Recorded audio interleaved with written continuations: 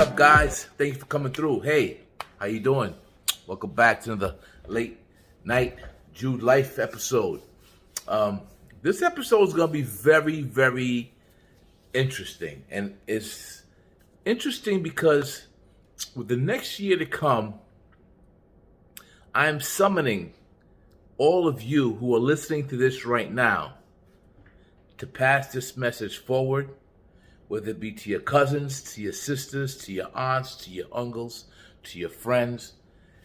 This message needs to be passed forward. And I'm going to tell you why. Why is this very important?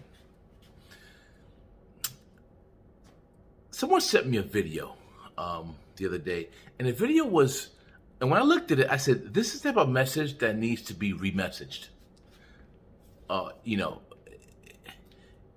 It needs to be said again.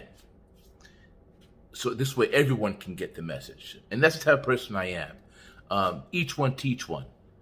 Pass it forward, so to speak. So there was a young girl who was talking on there. I wouldn't say young. She was a little, probably middle age or in the 30s, whatever you call it, excuse me. But, I mean, she was talking about how her grandfather, her great-grandfather, so she's third generation here, her great-grandfather left a legacy. And the legacy was $500,000 upon his death. That $500,000 was passed on to his son.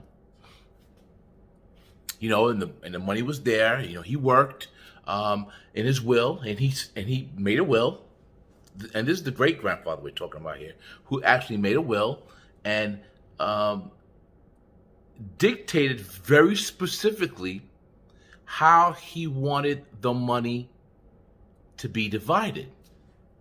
And I found that very interesting that this young lady was talking about this, but not only that, not her grandfather, but her great-grandfather left that money. So he was thinking wealth back then. He was thinking legacy back then. He was thinking more about a longevity of his name back then, which was very interesting to me. Okay? So now, moving on with the story. He passed away. She indicated that he left about $500,000 in a will, was specific about how he wanted it separated amongst the families. He gave his son $250,000, and the rest was separated amongst the immediate family. Moving forward, as she grows and becomes older in age, she begins to realize, has some sort of college education, and I guess she was younger at the time, and didn't really take heed to that amount of money, which is $500,000 back then, which is a pretty decent amount of money. You can grow wealth, and you can multiply that wealth, compounding that wealth exponentially, if you know what to do with it. The story goes on for her to say that her grandfather had passed away, and he was renting a trailer home that was not even paid for fully. It was owned by someone else. And that her father was not the beneficiary of any sorts of legacy that was left by her great-grandfather. So her grandfather had the money, didn't know what to do with it, and so on and so forth, ended up living in a home, a trailer home, and the wealth was dispersed and gone. Now, they're not doing bad. She said they're not doing bad. They're doing well. I mean, well, they're all working people. Correct? Now she says, why did that happen? How could something like this happen where my great-grandfather left $500,000 to his son, and his son was not able to build upon that and leave anything to his son, which is my father, and now I'm here in this position? There was no legacy. The legacy where the grandfather had built the legacy was now destroyed by the people in the family. Now, how could that be? So you say to yourself, why is that? Well, I'll tell you why is that. Because the great-grandfather did not teach his son about money. He did not teach his son the importance about the dollar, how to grow the dollar. Now, this is a man who was affluent, had businesses back then. He did not show his son how to accumulate, how to save, and how to invest his dollar. And therefore, his son did not show his son how to do the same thing. And so that legacy was now gone. See, we have to learn to understand that speaking money is not taboo. It is time for us to be the number one contenders right now in 2021. You got to get in the game. You got to get in the ring. No more hiding about the dollar. Put it out. Let it become conversation, normal conversation. Teach your children exactly how to invest their money and not to spend their money foolishly.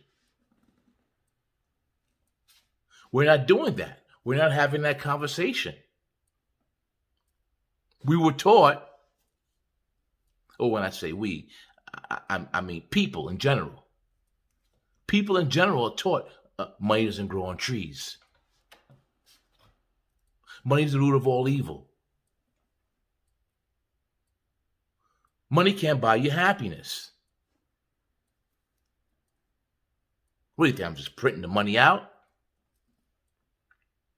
Or, even worse, we can't afford that. See, these negative connotations about money almost make someone feel guilty, okay, when it's time for them to do their best and push themselves to the limit to be the top of their hierarchy in whatever it is that they're doing, to make that money, to build wealth for their family, to build a legacy for their family. It almost feels like you don't want to do it because it's a guilty connotation that comes with it. We need to get that out of the way. Let's have the money talk. Let's be the number one contenders. Let's get inside the ring right now. Let's put the gloves on, all right? Let's put ourselves to the limit. Let's push ourselves until we fall, and let's get it done. Have that conversation. That's the only way you're going to build legacy for your family. That's the only way you're going to be in the position where you want to be. Yeah, of course, money doesn't bring happiness. I'd rather you be doing something happy with yourself and be happy with your, with who you are, rather than making $1 million a year. If you're making $1 million a year and you're miserable, that's not a good thing. I agree with that 100%. I agree money doesn't bring happiness. You know why? Because if you're unhappy, it doesn't matter how much money you have, you're going to be unhappy anyway. Correct? Yes? It doesn't matter how much money you have. If you're unhappy, you're going to be happy. No, money doesn't grow on trees. There's no such thing as a money tree.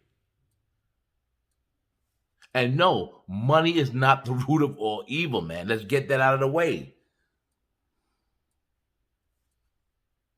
A lot of people say, back in the day, they used to hold their money under the mattress. Hey, I don't know. Nowadays, it may be a good thing, the bank giving you 0.01%. But the point of the matter is that if you want to build a legacy, You need to have the conversation and no longer hide how to create or build wealth. It's okay. It's completely fine. You know, I speak about leadership and legacy in one of my videos. And these are exactly the same things I'm talking about. If you haven't seen my last video, I spoke about the 5 steps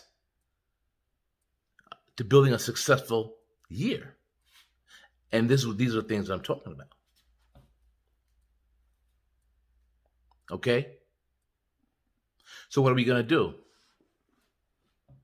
Are we going to allow ourselves to fall victim and be victimized? And, oh. Or are we going to teach? And by the way, these things are not taught in university. Wealth building is not taught in universities. Wealth building is not taught in schools. You know, when I was growing up, my father always taught me how to save $1. And I didn't understand the importance of it then, but I do understand the importance of it now. I always gave. And I always saved. You know, the old saying, you save for a rainy day. Well, that's great. But you save so when you want, you can always have. And today, I teach my boys the same exact thing. It's better to have and not need than to need and not have. So when you think you're going to spend $1, you got to ask yourself that question. Hey, do I need it or do I want it? It's a big difference. If you're saving for it and you want it, then get it. But if you're going to spend foolishly and you don't need it, then I think you need to think twice about what you're doing. That's just the number one common sense rule of building wealth. The second rule is basically invest in things that's going to make you money. Allow your money to be employees. Every dollar you have is an employee. And if that dollar can work for you, it's a great employee. If that dollar is not working for you, then it's a bad employee. You need to fire that dollar and get a new dollar, quote unquote. If you want to get in the ring, if you want to strap up, and you want to be a number one contender, you're going to need to practice. You're going to need to arm yourself with the tools to be a number one contender. Like anything else. I've always spoken about this. You've heard it before. This is a game of life. You're in the matrix, man. This is what it is. This could be your reality. You're in the zone right now. And if you want to be a number one contender, you got to study. You got to practice. You got to nourish your mind about the dollar. This was a brief conversation. I'm actually happy that you guys tuned into this one because it's a conversation that needs to be had. You know, and it's a conversation that has to be had around the dinner table. Ask your son, your daughter, your niece and nephew, how much money you're saving. Ask them what they're doing with their dollar. Tell them, do you know exactly how to make your dollar work? Ask them, where are you investing your dollar in? If you don't ask these questions, they're not going to be contenders in 2021 or the years to come. That's a fact. Along with my 5-step rule to success for the year, this must be implemented. Let's make this a good one. 2021, be a contender. Thank you guys for tuning in. I appreciate it all the time. If you haven't yet and you do like the content and this is helping you out, I don't mind if I help one person out.